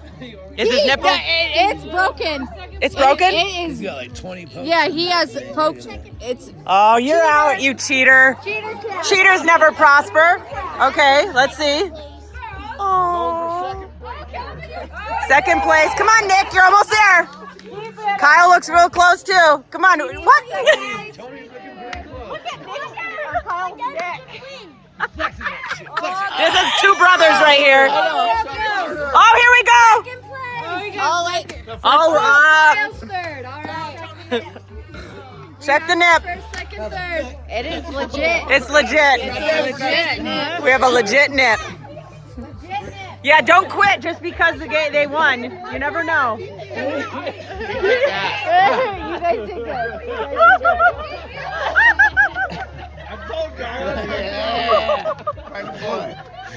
Hey, are you single? He's breathing all.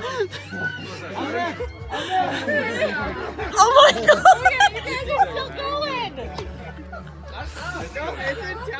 I mean, if there was a contest for who could get the longest stream of juice. That was hard. Here's what I was talking about. So it's all welded out here where you can get to it. And then I just take it back in here and stick it up in there where it goes, right there. Put the bolts in, and then all we gotta do is spot this. So this is easier to get to weld. We want to weld as much as we can before we take the cage out, because when you're TIGging, you know what I mean, things pull like they did on the front up here, but everything's back in shape now, and we'll weld as much as we can. Pete has done a good job of just getting her knocked out. So, and once we get this all welded up, then we'll pull the cage out of it, pull the body back off, and let them get down there and weld more on the frame and stuff. And then I'll go in and raise that chassis up 3 inches and nail that motor in. You see why the bandsaw is nice? You can just cut away like that. And you don't need no hole saw or none of that dumb stuff. Now we're working on the dash tube. While Pete is welding. All right, dash tube is in. Now we're gonna put a tube across here. It's nice to tie stuff down to, and just kind of helps hold things together a little better. And it'll strengthen this bend, you know, it's more for looks and getting it out and everything, but we don't want it to be able to crush either if it rolled. So when we put this in here, that'll keep it from stretching. And normally, you know, we would have one across here, but we're trying to make this more usable, like a grocery getter. You know, you can load stuff in it and whatnot. I think it's gonna be plenty good. It's gonna be one hell of a Rubicon rig, I think. Rubicon grocery getter rig. Yeah. She is coming together quickly. Pete is welding it up as fast as I'm whittling it in there. Got the dash tube. We got both these runners in here now. And I'm trying to study my next move. We've got most everything welded. I was thinking I was gonna pull the cage out of this and then, you know, get everything off the table,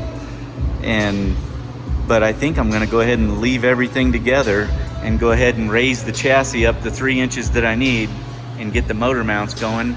The only thing is I'm not going to be able to get this cross member underneath here without raising it.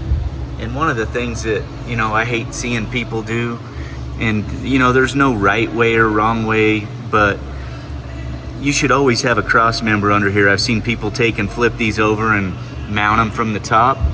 But if you think about it, it's a damn rock crawler, and the chassis structure, you need something underneath it. You make it bolt in, you know what I mean? Not put it in up here. That's kind of dumb. You can't get to it because normally the tunnel or whatever, you know what I mean? Unless you want to take the doghouse off to pull a transmission or whatever, but always mount these down this way. It just makes them easier to work on, and you have chassis structure for a skid plate because you're gonna have to put something there anyway if you think about it, right? So just a little thought, and I'm trying to figure out how I'm gonna do this. I might have to just get the front of the motor mounted, and then I'll hook a snatch or a ratchet strap up to this center tube and let that suspend and then raise the chassis on up a little more where I can build that cross member. So I'm gonna think about it a little bit while Pete is welding and think about what else I can make for him to weld in here. But let's think about it. Well, I had to make a quick trip over here to the Ace hardware store. I've got metric bolts, but they got the big heads on them. I need to change all my metric hardware up to flange bolts like my other hardware. So I'm gonna get some stuff for the motor mounts. Looks like Jess needs to get her window cleaned, dirty girl. My favorite thing about coming to Ace is all the little snacks they have at the deal. Genius idea of selling me stuff. Man, the neighbors are gonna think we're having a party. Nope, no party, just a baby shower. Lots of people, lots of kids.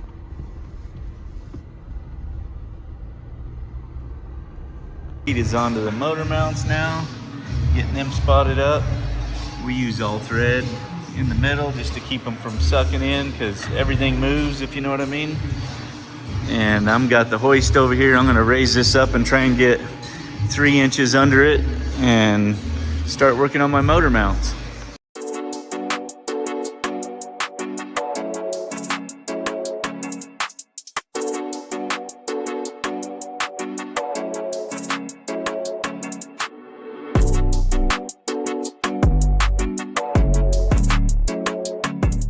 Okay, looks like I've got everything centered back up. I got my laser on it and I checked the back. What I did is I actually took a square and I put it on the ground or on the table right there and lined everything up. I got the back all done again, so now I'll hook my magnets back up to it just to kind of keep it from moving while I'm doing stuff, and we'll get some motor mounts in it. All right, I got her centered up. I got my magnets back on it. These strong hand magnets are pretty badass. I love them. If you guys don't have any, you should get some so you can kind of see what I got going on. I got 3/4 of wood underneath the transmission, and then I got that right there. And then I'll build, once I get the motor mounts done, where I know it's good, I'll suspend this off the top of the chassis and raise the chassis up probably some more so I can actually get my cross member in there. It's gonna be kind of tight or hard to do with this body on here on the table, but if I could just get it where I can spot it and it holds itself, that's all I need for now. So let's see what we can do.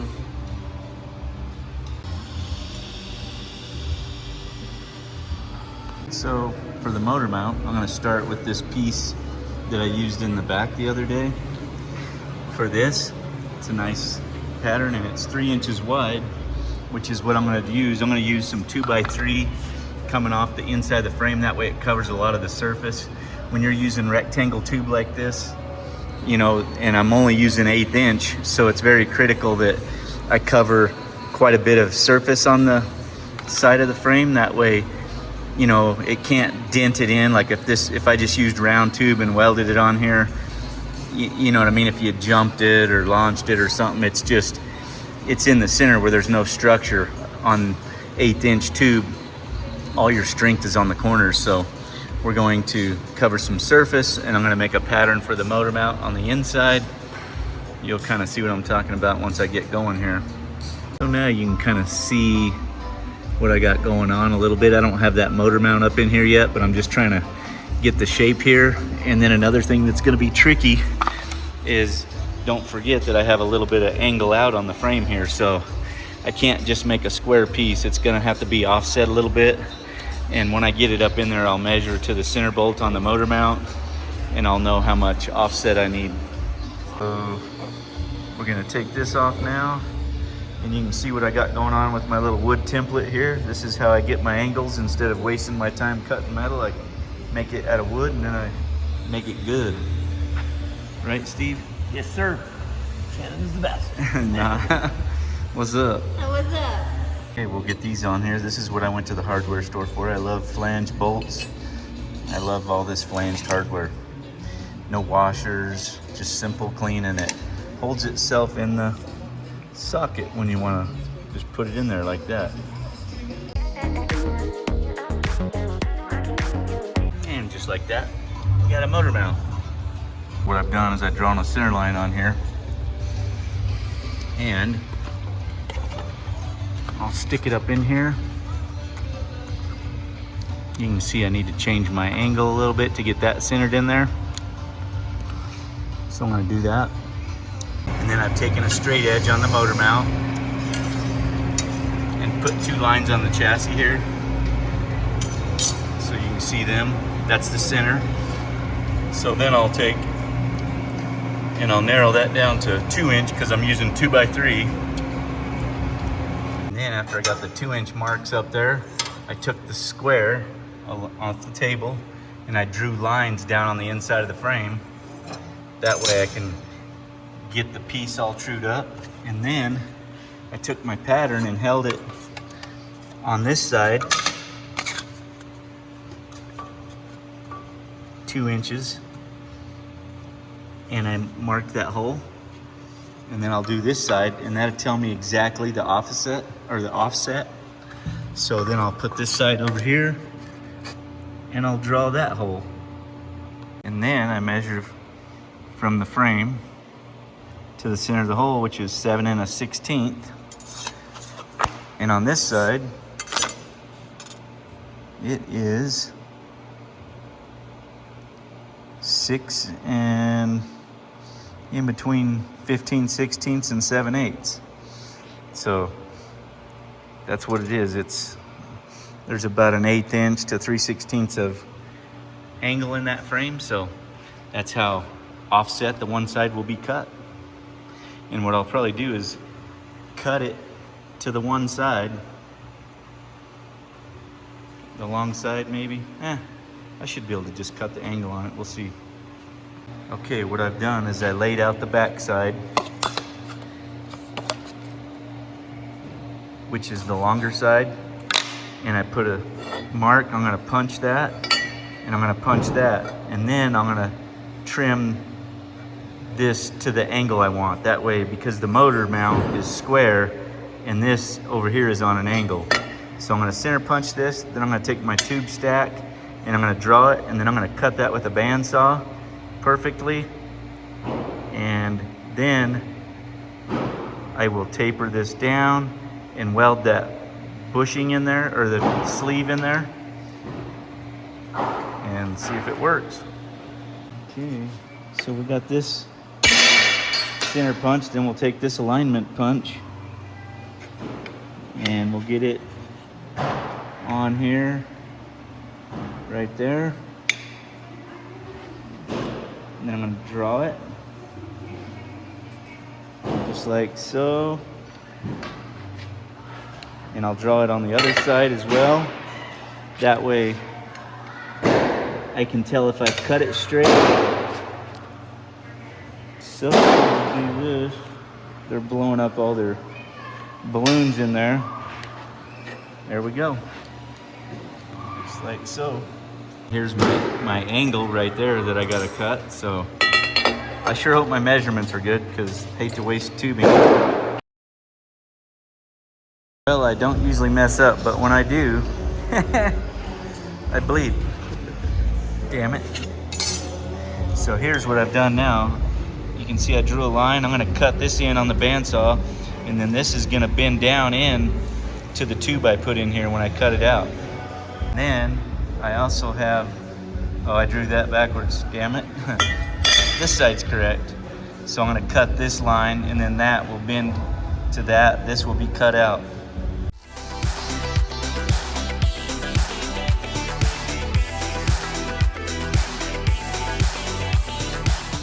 Okay, so you can see what I got going on here now. I do that.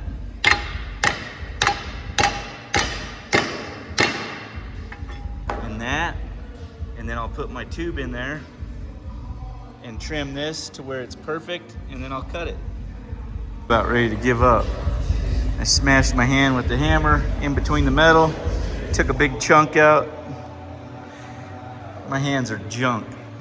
Okay, I decided to put a glove on to mop up the blood to keep it from leaking everywhere, LOL. But check this out. Let's see if she fits now. Oh yeah, it's looking pretty good. So just gotta put a bolt in here.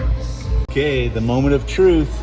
It's not welded up yet, but we don't want to waste our time welding it unless it's gonna fit, and it's looking pretty good. Oh, like a glove. Check that out. That's what's cool. See how it fits? It's right on the bottom corner, and it's right on the top corner. And she fits like a glove, like we knew what we were doing, huh, Peta? Not too shabby. Lost a little bit of liquids, but we're good. So this is the second one. Hopefully it works out as good. And what I do is I didn't show you on that last one because I was bleeding too bad, but I just kind of spot all four corners. I would have Peta use the TIG to do it, but he's over there doing something, so I'm just spotting it with the MIG, and then he can go over it. And we'll do this side. And the reason I'm spotting it is so I can finish tapping this down with a hammer, and that's going to be nice if I don't hit my hand again, if you know what I mean. That hurt. Pinched it right off. Let's see.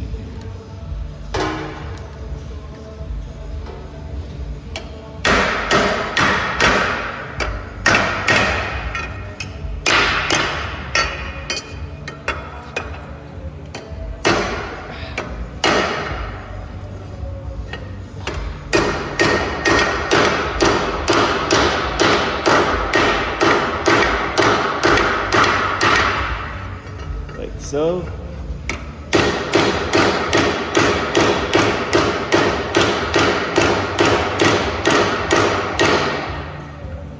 and like so.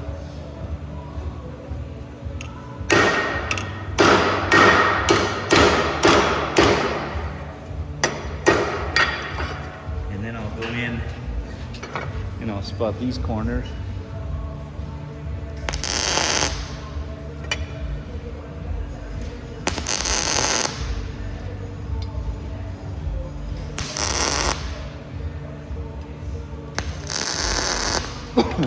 And what that's going to allow me to do is finish tapping it down.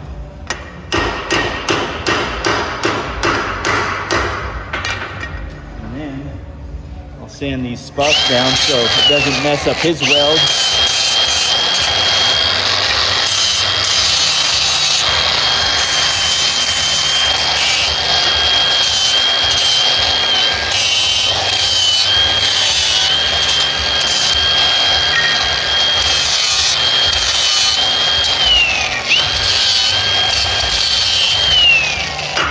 Like that, then he can weld it up after I make sure it fits. Getting close. The party in there is wanting us to quit, but we got to get these in here. Peta's got them welded up, and if you noticed, I put the seams where they're facing to the back, and they're identical on the bottom. So we're gonna get these welded in, and then it's party time. Almost beer 30, Peta. Well, it's been beer 30 for you for a while, but.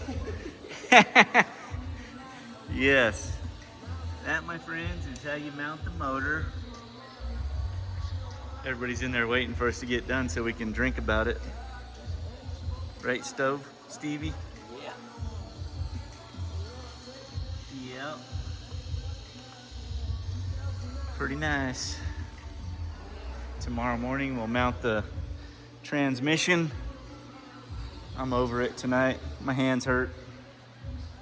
Cleaned up, ready for the party. Let's go down here and see what they're doing. I've been listening to them have fun all day. Even like it's cooling down. Everybody's loving the flask. Yeah, you can go right on the front. That thing holds a whole handle if you didn't know. And it's got some badass stickers on it. We've been packing that thing since Jess and I met. Do it. Do it. Hell yeah, she doesn't take shots. Oh. Yeah.